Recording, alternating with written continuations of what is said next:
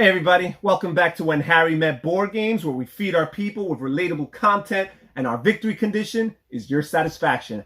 I'm Harry, and before we go any further, please don't forget to hit the subscribe button somewhere on the lower right hand side of your screen so we can move on with our lives and enjoy the rest of this video. Today we have another episode of Thursday's Tabletop Tangent, where I choose a topic and then just proceed to rant about it with no rhyme or reason for a good 10 to 15 minutes. So today's topic in particular will be replaying board games. Because you see, I find that in the board gaming hobby, the trend or the fad is to play as many new games as possible, and sometimes failing to revisit older games that you once appreciated or enjoyed. By the way, check on the description below. I will have a link for my most played board games, so you can see some of the stats as to how often these games get replayed. This video was recorded about 3 months ago, so some of these games have been played even more since then, but check that out. So yeah, you know, this cult of the new, not only does the typical gamer like to play all the new stuff, the new releases that are coming out, the hot, items that everybody's looking into, everybody's excited about, but even games that are just new to them, titles that might not necessarily be releases of the year. They might be 2 or 3, sometimes even 5 years old, but they're new to them. And don't get me wrong, it's exciting to venture into the new world that a game provides, and I love playing new games. But I find that the typical gamer does not replay their favorite games very often. Absolutely, they're very, very favorite games. They get played, I'm sure, handful of times every year, but there's a lot of gamers that don't play these games dozens of times a year, and that is exactly what this video is about. Now, one thing that I find quite often the different groups that I'm involved in, obviously Board Game Geek forums and the board game group on Facebook and Instagram and even YouTube, is this 10 by 10 challenge, or sometimes a 5 by 10 challenge, where players or gamers make a New Year's resolution of sorts towards the beginning of the calendar year, and basically they resolve to play 10 of their games either 5 or 10 times in the year. And that's a goal of theirs, and sometimes they fall short of this goal and they come close but no cigar, and sometimes they accomplish it and feel very, very fulfilled. And what I'm saying is, I could do a 10 by 10 challenge in my sleep. Honestly, obviously a lot of that is about how much overall gaming you get in the calendar year. I can't complain. I get a lot of good gaming done in the year. I have a multitude of groups that I work with, all consisting of casual gamers who I get together with and fulfill my gaming wishes and needs through them. And a lot of people don't have that. They don't have that many people to game with. So I do understand that. However, I get to replay my games very, very often. Just looking at my stats, roughly speaking, my gameplay stats, while I try to learn about 70 new games a year, and that's a good number for me. I feel fine with that. Maybe in the future, I will up the ante and try to learn 75, 80, and so on and so forth. But for now, I try to learn about 70 games a year. And I split those games through all the different casual gamers that I game with, so that the burden of these new games does not fall upon any 1 or 2 gamers. Because, honestly speaking, casual gamers don't want to be learning 70 board games in a calendar year. So I split it up, but I find a way so that I get to learn 70 new games every calendar year. Now, I looked at the stats, and on average, I get about 1,000 plays a year. I do get a good chunk of gaming done in a calendar year.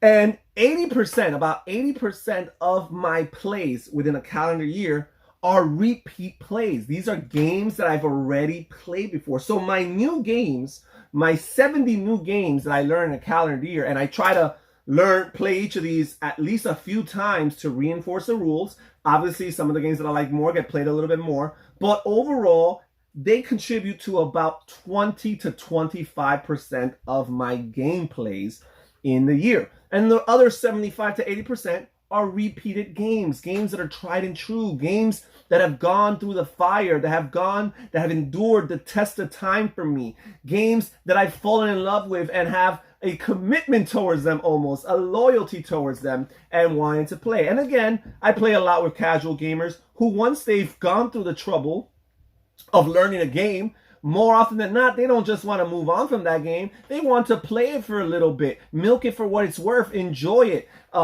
capitalize on the fact that they've learned these rules and quite often have gotten good at these games. They don't just want to move on to the next hot thing. So there is that to consider. Now, I don't like, even when I hate a game, like even when a game I play gives me a bad first impression, I always want to play that game 2 times because I figured maybe I caught it from the wrong angle, or maybe I just had a bad experience with it, maybe due to a loss or a poor performance, a misunderstanding of the rules or of the concepts behind the game. I want to give it a second chance before I say, you know what, I'm done, I'm moving on from this game. Even games that I feel meh about, I want to play about 3 times before I determine that this is absolutely a game that I'm just meh about. It can never get past meh. I want to play it. I want to explore it those 3 times. Now, if I like a game at all, I'm not talking about liking a lot. I'm not talking about love. I'm like, hey, that game's pretty good. And I keep it in my collection because I feel that it has something to offer, either a unique mechanism or a unique theme, or it's a short game, so it makes for a good filler, or the people I've played it with really caught on to it. So even though I only like it a little bit, but they like it a lot, I want to keep it in my collection. If it's there, I want to get that game to the table at least 2 or 3 times within a calendar year. And these are games that I just kind of like. I want to get them played 2 or 3 times a year. There are people out there that play their games that they love 2 or 3 times a year. And again, I can't wrap my mind around it. I mean, if you are a, YouTube board game reviewer or a Instagram board game reviewer, and you're constantly, being flooded with shipments of review copies that you need to get to the table, games that you like and dislike, and it's your profession, and it's the way you make a living, then it's a means to an end. Sure, get to only play your favorite games 1 or 2 times a year because you need to make time for all these other games. That's how you make your sustenance. That's how you earn your bread. But if you're doing this just for hobby reasons, why are your absolute favorite games getting played 2 or 3 times a year? I don't understand it. I get it. You want to play 100, 200, maybe even 300 new titles a year. But a lot of those are misses, I'm sure, quite often. And they consume time and they take away from the gameplay, because learning a game is time and getting into it and all that stuff is time. Throw down those games that you love, those games that you mastered, those games that, become quick experiences because you and everybody you play with, know the ins and outs, right? I don't know. That's just my opinion. Now, if I love a game, if I adore a game, I'm not talking about just top 5, top 10, games that are probably even in my top 30. I want to get these games to the table anywhere from 10 to 25 times a year. Obviously, things like game length and how many other people I game with like these games determine where they fall in that spectrum, right? If it's a shorter, more popular game among the people I game with, then it'll probably be closer to the 20-25 range. If it's a longer game that perhaps I only game with 2 or 3 of my gaming partners with, then it might be closer to the 10 side of the spectrum. But yeah, I'm aiming and looking towards getting these games to the table 10 to 25 times a year. I lower some of the games that I like a little bit, make sure I only play them 2 or 3 times a year. That way it creates time and space for all these games that I love to get played more, because there's no reason for me to be playing a game that I like a little bit nearly as much as a game that I love. That does not make sense to me, just to say that I'm giving equal treatment to my games, right? So I do want to keep that in mind. The how much I like a game, how much the people I game with like the game, those are factors that are going to contribute towards how often these games are going to hit the table. And you can actually go ahead and check my Board Game Geek stats on BGG. I am pretty faithful and pretty reliable on those stats. Those stats, if they are off, it would be by like 1 or 2 games, per 1 or 2 plays per game at most.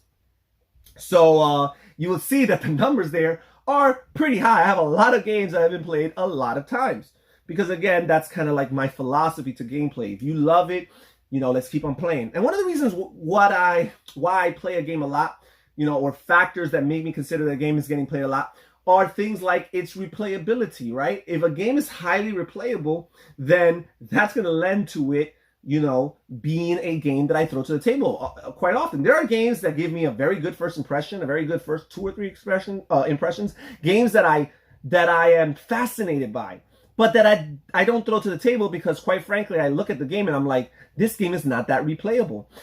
If I play this game more than like 3 or 4 times a year, for as fascinated as I am, for as much as I enjoy the concept, for as much as I am enamored by the idea behind it, if I throw it to the table too often, I'm going to get sick of it. I'm going to get bored of it. So I control that. But some games have that replayability, which lends to them getting played more often. Things like setup variability, the fact that the game starts different or progresses differently from game to game.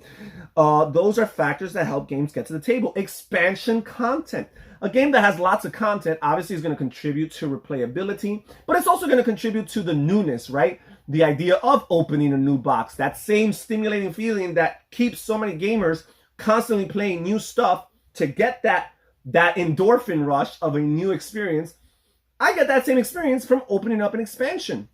It's not as radically different as a new game, therefore the investment of reading rules and stuff like that doesn't take as long, but it feels just as exciting and stimulating as I'm exploring the new content that the game has. By the way, you can check down on a link below. I'll have my top 10 games that I own the most content for video in the description. So what else? Games that are enjoyed by others, like I mentioned earlier, if a game's enjoyed by others, it's obviously going to get played a lot. Games that I feel like I'm just scratching the surface, right? There are games that feel so deep that after you've played them 10 times, you realize I'm still just barely scratching the surface. These kind of games challenge me to want to play them more. I realize the depth of these games. I realize how much there is, lurking underneath the surface level. And I want to penetrate that surface. And I want to dig deep and discover what this game or these games have to offer. Exploring the universes or the mechanisms of these games. Some very highly thematic, Ameritrash games that have really deep, rich, and vast universes that I want to play the game over and over again to explore every nook and cranny of these universes. Or a Euro game with some highly nuanced, refined mechanisms that make me say, I want to play more often and see what strategies are most optimal in different scenarios and different situations. These are the kind of games that make me want to bring, the kind of factors that make me want to bring these games back to the table over and over again to continue to explore them. And also just fine-tuning my skills as a gamer, the challenge of improving from game to game. I often tell that to some of the gamers I game with that are maybe more on the sore loser side of things. The challenge sometimes is not just necessarily winning, but feeling like you did good, like you did well. It's not necessarily frustrating when you lose. The most frustrating thing is when you do poorly. I would say that a game that you win at, but you feel like you did poorly, even that is frustrating because you just benefit off the fact that others perhaps goofed up more than you or did more poorly than you. But the satisfaction of having a well-played game, having a strategy or tactically reacting to things that are happening in the game in a very efficient and effective manner to the point that you feel like you've done something great with your game. And at the end of the game, feel good about yourself, whether you are on the winning or losing side of the equation. That's exciting, and every game is an opportunity to improve and get better. And that's one of the things that I look for in a game. Probably if I felt that I was too dominant in a game or too much better than the competition or too good at a game, not that that ever happens, but if I did, I probably wouldn't want to bring these games to the table more and more because I probably would feel that I've reached the zenith, that I reached the highest mountain and that I can no longer, there's no more room for improvement, so why keep on playing? But that possibility, that potential of fine-tuning my skills, getting better from game to game is another reason why I love to bring lots of these games to the table to play over and over again. And that's pretty much all I have to say in today's Thursday's Tabletop Tangent. I am, excited about games I love. I love new games too, but when I look at a new game, what I'm thinking in my head is, this might be the next so-and-so, right? It might be that next game that enters into my pantheon of games that I want to play 10, 15, 20 times in a year. And obviously, the bigger that pantheon gets, the lower these numbers are going to get. That is understandable. I understand. I'm still relatively a new gamer. I've only been in the hobby for about 3.5 years. Lots of people have been in the hobby for decades and have so many games in their belt, so many games in their collection, that obviously, numerically speaking, there's not enough time for them to get them to the table that many times. But I digress. So tell me how you feel about replaying games. Do you feel like it's overrated? Do you prefer to just move on to the next new thing, the new hotness, and see what you learn there? Again, different strokes for different folks. I understand we're all wired differently, we're all built differently, and we're all looking for different things within our gaming experiences. But these here were my thoughts, and I'm interested to see your ideas, your thoughts, your feedback in the comment section down below. Thank you, everybody. Don't forget to like this video. Subscribe if you haven't already. This is Harry from When Harry Met Board Games saying take care and have fun gaming, guys. Bye-bye.